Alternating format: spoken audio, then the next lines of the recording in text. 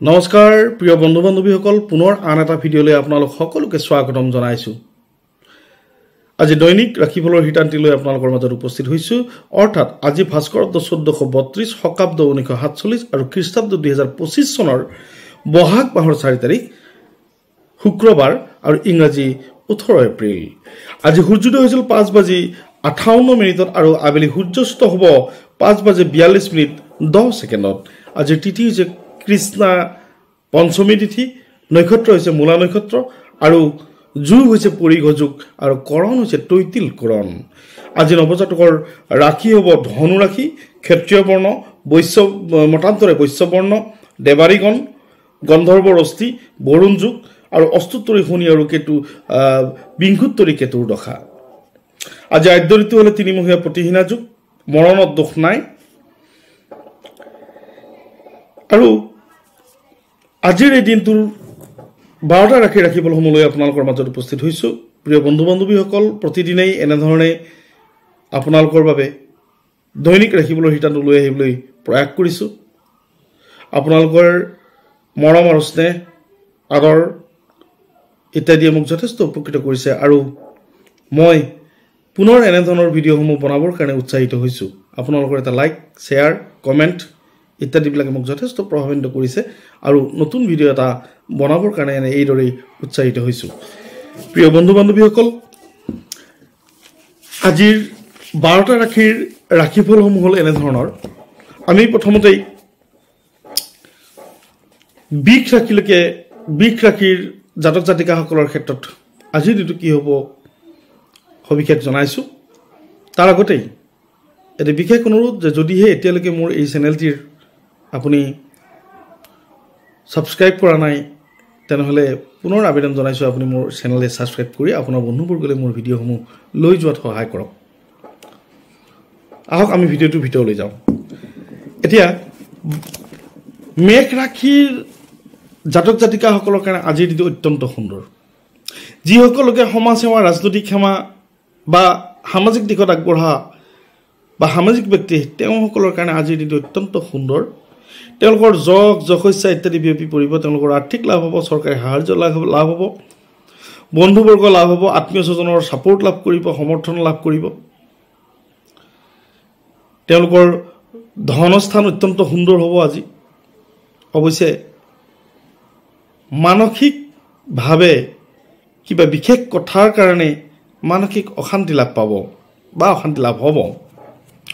বিদ্যাৰ্থীসকলৰ কাৰণে অত্যন্ত সুন্দৰ। বিদ্যাৰ্থীয়ে নতুন কৌশল আহৰণ কৰিব পাৰিব, নতুন পৰিকল্পনা যে তেওঁলোকে অধ্যয়ন জাৰি ৰাখিব। আমি আহিছোঁ বৃষ ৰাশিৰ জাতক জাতিকাসকলৰ ক্ষেত্ৰত। বৃষ ৰাশিৰ জাতক জাতিকাসকলৰ ক্ষেত্ৰত অত্যন্ত সুন্দৰ। বিশেষকৈ খেতি বাতিৰ লগত জড়িত হৈ থকা ব্যক্তিসকলৰ মানসিক আনন্দ, তেওঁলোকৰ পুত্ৰ বা পুত্ৰী অৰ্থাৎ সতি সন্তানৰ সাফল্যই তেওঁলোকক আনন্দিত কৰিব। তেওঁলোকৰ মান সন্মান, যশস্যা বা সামাজিক কামত অংশগ্ৰহণ কৰাৰ সুবিধা পাব। আৰু ছাত্ৰ ছাত্ৰীসকলৰ কাৰণে অত্যন্ত সুন্দৰ। বৃষ ৰাশিৰ ছাত্ৰ ছাত্ৰীসকল নতুন সুবিধা পাব, নতুন পৰিকল্পনা কৰিব বা নতুন অধ্যয়নৰ কাৰণে নিজকে প্ৰস্তুত কৰি তুলিব। আমি আহিছোঁ মিথুন ৰাশিৰ জাতক জাতিকাসকলৰ ক্ষেত্ৰত। মিথুন ৰাশিৰ জাতক জাতিকাসকলৰ ক্ষেত্ৰত অত্যন্ত সুন্দৰ আজিৰ দিনটো। তেওঁলোকে আদৰ সন্মান লাভ কৰিব, মৰম চেনেহ লাভ কৰিব আৰু ইপ্সিত চাকৰিয়ালসকলৰ কাৰণে বিশেষকৈ ইপ্সিত স্থানত বদলীকৰণৰ কাৰণে যি প্ৰচেষ্টা অব্যাহত আছিল তেওঁলোকে সেইবিলাক কামত তেওঁলোকে সফলতা লাভ কৰিব বা নতুন খবৰে তেওঁলোকক আমোদ দিব। বিদ্যাৰ্থীসকলৰ কাৰণে অত্যন্ত সুন্দৰ। কৰ্কট ৰাশিৰ জাতক জাতিকাসকলৰ কাৰণে অত্যন্ত সুন্দৰ। তেওঁলোকে চৰকাৰীভাৱে সাহায্য লাভ কৰিব, উত্তম পদবী লাভ হ'ব। যিসকল লোক সামাজিক আৰু ৰাজনৈতিক দিশত জড়িত হৈ আছে তেওঁলোকে দল বা সাংগঠনিক দিশত অত্যন্ত প্ৰভাৱশালী ব্যক্তিত্ব প্ৰকাশ হ'ব। তেওঁলোকৰ যশস্যা বিয়পি পৰিব। তেওঁলোকে আৰ্থিক দিশত তেওঁলোকৰ লাভান্বিত হ'ব বা শিক্ষাৰ্থী বিদ্যাৰ্থীসকলৰ কাৰণে অত্যন্ত সুন্দৰ। সিংহ ৰাশিৰ জাতক জাতিকাসকলৰ ক্ষেত্ৰত আজিৰ দিনটো কিছু অশুভ বুলি কোৱা যায়, কিয়নো তেওঁলোকৰ কৰ্মৰ পৰিৱৰ্তন হ'ব বা কৰ্মস্থানত জটিলতা বাঢ়িব বা কৰ্মস্থানত তেওঁলোকে বিভিন্নজন উচ্চপদস্থ বিষয়া বা তেওঁৰ বন্ধুবৰ্গৰ সৈতে একাত্ম হোৱাৰ পৰা বিৰত থাকিব বা তেওঁলোকে মিছা দোষত দোষী হ'ব। কন্যা ৰাশিৰ জাতক জাতিকাসকলৰ কাৰণে আজিৰ দিনটো অত্যন্ত সুন্দৰ। তেওঁলোকে আনন্দিত হ'ব। গোটেই দিনটো ৰোমাঞ্চকৰ পৰিৱেশত তেওঁলোকে নিজকে অতিবাহিত কৰিব।